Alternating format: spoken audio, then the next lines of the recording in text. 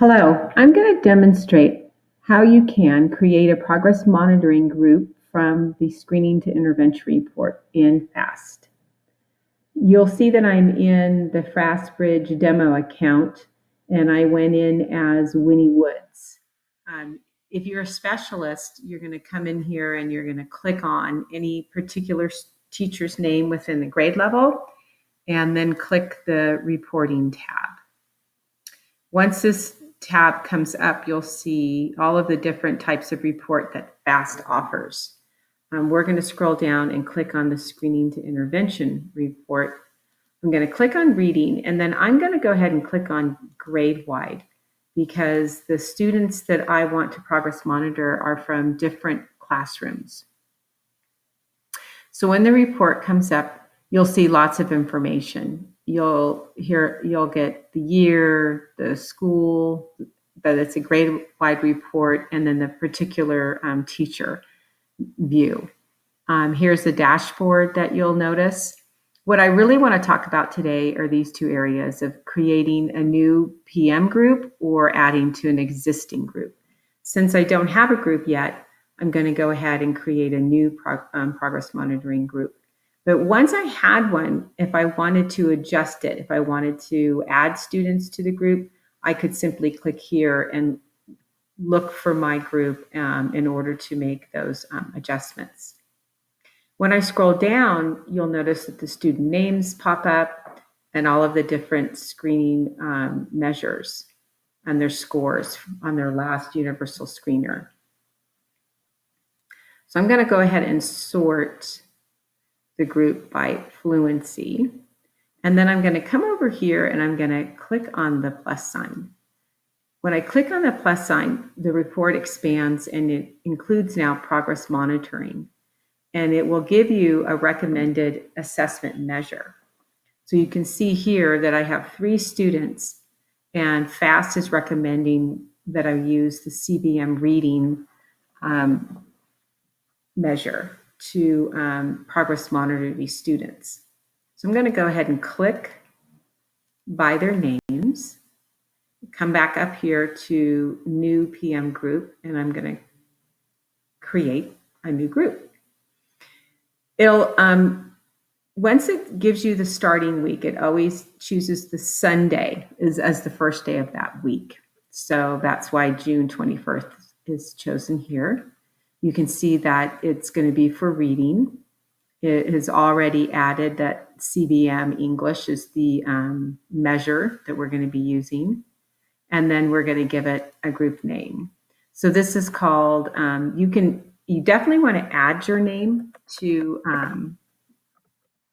the group to make it more unique so that you have it, it's easy to identify once you,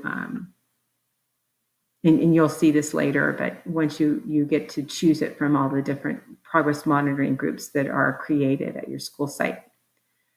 The two most frequency, you have lots of choices for frequency, but I say the 2 most common are either choosing that you're going to monitor weekly or every 2 weeks. So I'm going to leave this one as weekly.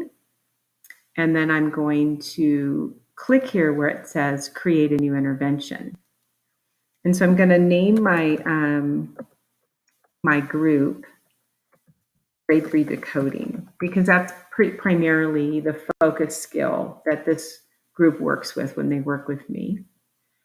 Procedure is what resources that we use within the group. And so you can see that there's quite a few resources that FAST has added.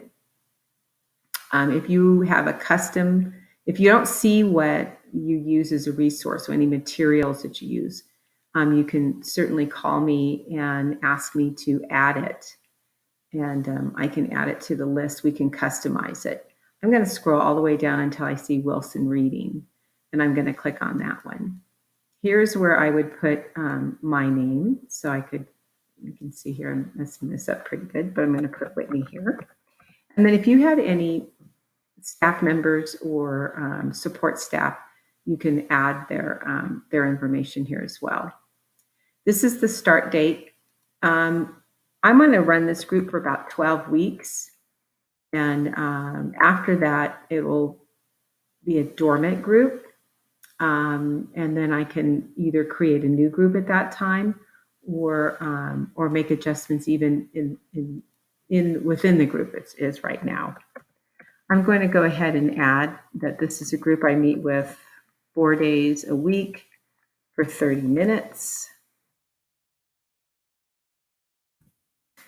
And then I'm going to click apply to all. Now let me do create first. So you can see that all of my students are already in a different group, and that's because I've actually created a different report.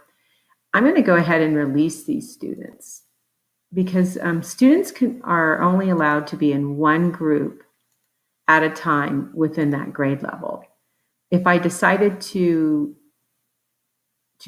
use an out of grade level form, meaning that, let's say this is a third grader and I was going to use the forms from second grade, I'd be able to have that student in two different groups. But these students are all going to be measured at grade level. And so I had to release them from their old group. If you're not in charge of that old group, then you might have to consult with the person who created that group. It could be a different classroom teacher, and see about releasing them from that so that they can be added to your group. Here's where you're going to see a lot of information: student name, how they did on average when they took their universal screener, the starting week. This would be their their baseline data that is reported on the progress monitoring graph, what level you're going to use as a measure, and then their weekly gain, and then again the date, and then their goal. So this is influenced by their start, their baseline, and what their rate of improvement is going to be. And so I can change these. Anything that has an underline next to it, you have the ability to change. So I'm going to change the student to just one word per week. And I might even look at this student and say, you know, I think this student needs it to even be less than that. So maybe this student, it's going to be 0.75. And you can see that when we make those changes, it kind of does some adjusting here for students as well, all right? This is their end of year goal. What the benchmark is basically the cut point for the entire grade level. So that's why 125 is listed for each student. Okay, and then I'm going to push save.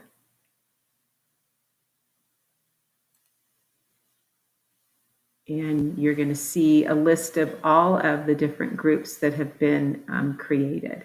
So that's why I mean it's kind of important that you use some type of uniqueness in your title so that you can identify your group.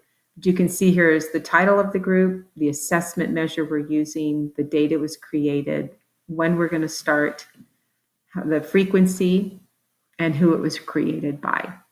When I click on this, you're going to notice the 3 students' names and their goal line.